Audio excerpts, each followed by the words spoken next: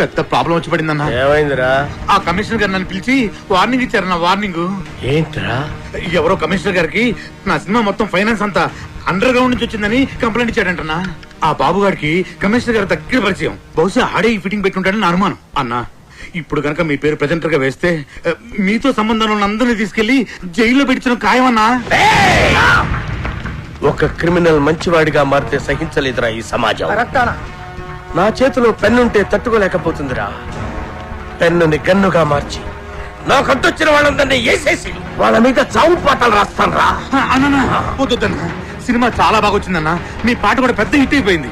ఇప్పుడు మీరు ఆవేశపడి మద్దతు చేశారంటే మీ పాటకున్న క్రేజ్ మొత్తం పోయి సినిమా కూడా ఆగిపోద్ది. అప్పుడు మేమందరం గన్నులు పెట్టుకుని రౌడీలుగా మారిపోయి మీ వెనకాల తిరుగుతూ ఉండాల్సిందేనన్నా. మరి ఇప్పుడు ఏం చెయ్యాలరా? సింపుల్ అన్నా. ప్రొడ్యూసర్ గా మీ పేరు ఉండకూడదు కాబట్టి దైవజ్ఞాచారితో మాట్లాడి శ్రీశైలం అన్న పేరుని తిరుపతి అన్నవరం మార్చిస్తే బెటర్.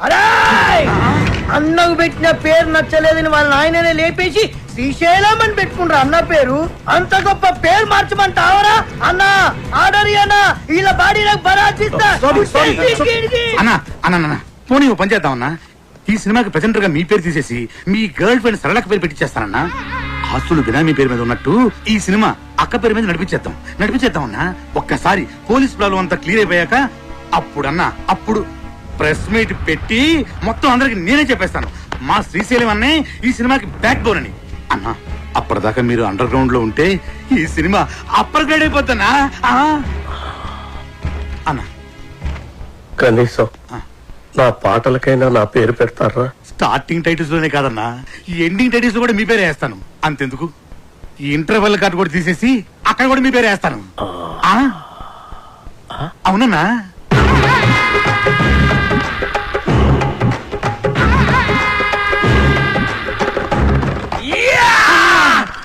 అప్పలాదు, మన ప్రాబ్లమ్స్ మొత్తం సాల్వ్ అయిపోయినాయి. సినిమా కూడా ఫెంటాస్టిక్. ఇక నెక్స్ట్ రిలీజే.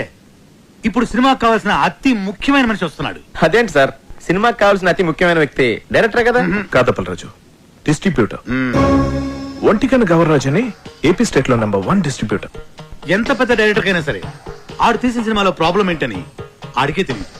కానీ ఒంటికన్ గవర్రాజు మనం సంవత్సరం కష్టపడి తీసిన సినిమాని అర నిమిషంలో చూసి అది హిట్టా పట్టా అని తెలిచేస్తాడు.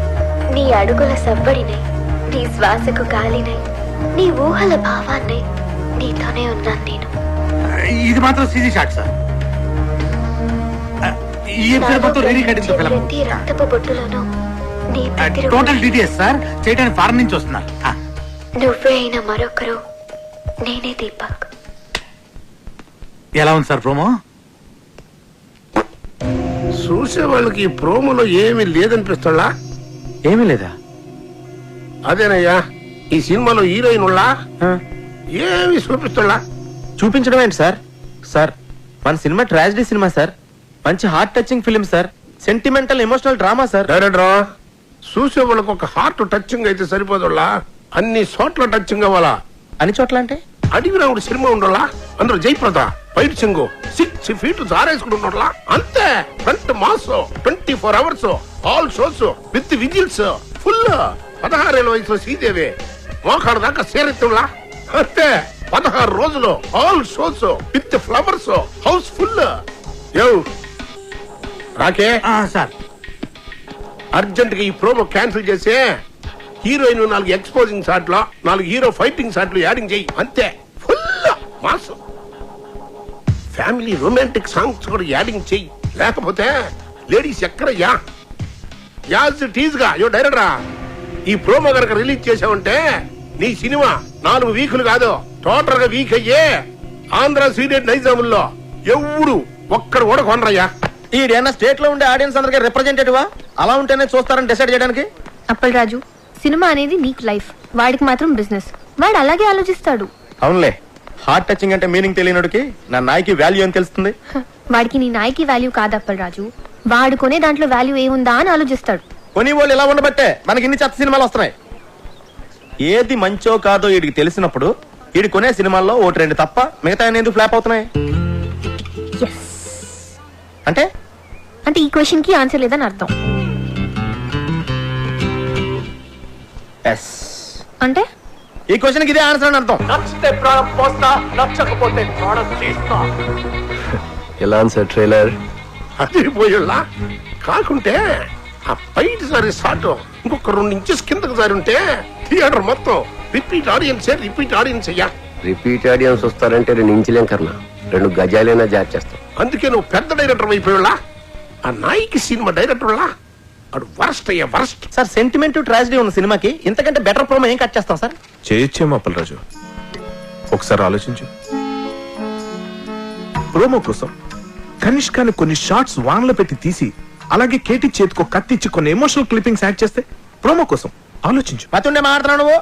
సినిమాకి సంబంధం లేని షార్ట్లన్నీ యాడ్స్ లో వేసి సినిమా చూపిస్తే చూడటానికి జనం ఏమన్నా? అప్పలరాజు, టీవీలో ప్రోమో వచ్చిన తర్వాత చాలా కాలానికి సినిమా రిలీజ్ అవుద్ది. అప్పటి వరకు జనం మెమరీ ఉండదు, డిలీట్ అయిపోద్ది. నీ బ్రెయిన్ ఆల్రెడీ డిలీట్ అయిపోయిందిరా, ముందు చూసుకో. ఇదిగో అప్పలరాజు, ఆడు చెప్పినట్టు ప్రోమో కట్ చేయకపోతే రేపు జనాలు చూడడానికి సినిమానే రిలీజ్ అవుతాయా? ఎందుకు అర్థం చేసుకోవు? నమస్తే సార్, గవర్రాజు గారు. సార్ మీరు చెప్పినట్టే ఆ ప్రోమో చేంజ్ డిస్కషన్ లో ఉన్నాను సార్. వద్దుళ్ళా థింకింగ్ సైగా అప్పలరాజు కరెక్ట్ అనిపిస్తుంది. అదే ఉంచుళ్ళా సార్. ఈ రోజుల్లో జనం వెరైటీ కోరుతుళ్ళా. తీసినోడికి అర్థం కాని ప్రోమో సినిమా అడ్వర్టైజ్మెంట్ కి వాడే జనాన్ని థ్రిల్లింగ్ కన్ఫ్యూజన్ లో పెడతాళ్ళా. ఆ సినిమాలే సూపర్ హిట్ అవుతాళ్ళా. ఈ లెక్కన అప్పలరాజు గారి ప్రోమో డైరెక్ట్ గా జనానికి నచ్చడం ఖాయమయ్యా. మర్చిపోయాళ్ళా, మీ సినిమా ఏపీ స్టేట్ మొత్తం నేనే కొంటున్నానయ్యా. Okay sir, thank you sir. Appalaraju, Gavarraju మన సినిమాని ఏపీ స్టేట్ మొత్తాన్ని కొనేసుకుంటాడయా. ఆ సినిమా నేను క్లోజింగ్ చేసేళ్ళా. ఇప్పుడు మన సినిమా రిలీజింగ్ ఎప్పుడబ్బా? సంక్రాంతికి రిలీజ్ అయిన బాబు గారి సినిమాలన్నీ బ్లాక్ బస్టర్స్ అయ్యాయి.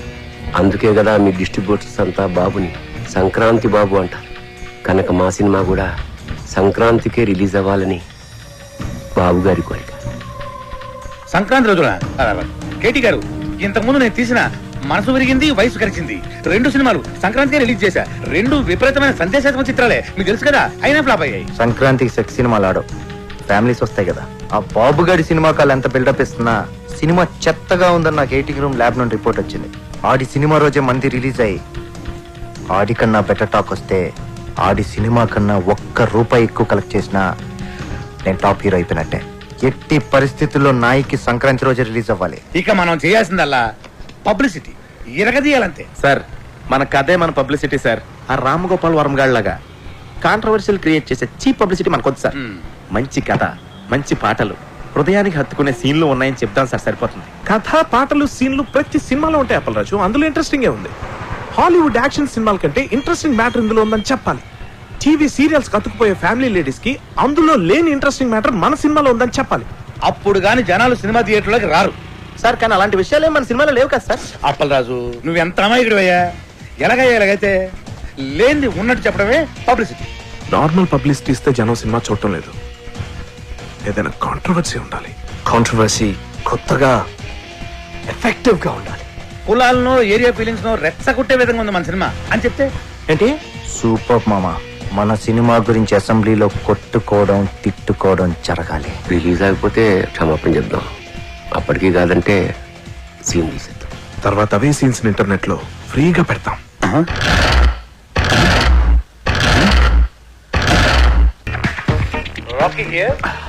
హలో రాకీ గారు, పబ్లిక్ లో మీ సినిమా రెస్పాన్స్ సూపర్ గా ఉంది. పబ్లిసిటీ అదిరిపోయిందండి. మీ సినిమా డిస్ట్రిబ్యూషన్ రైట్స్ మాకు ఇస్తే మా బోర్డ్ ఆఫ్ డైరెక్టర్స్ పంపించి మార్కెట్ రేట్ కన్నా ఎక్కువ ఇస్తాం.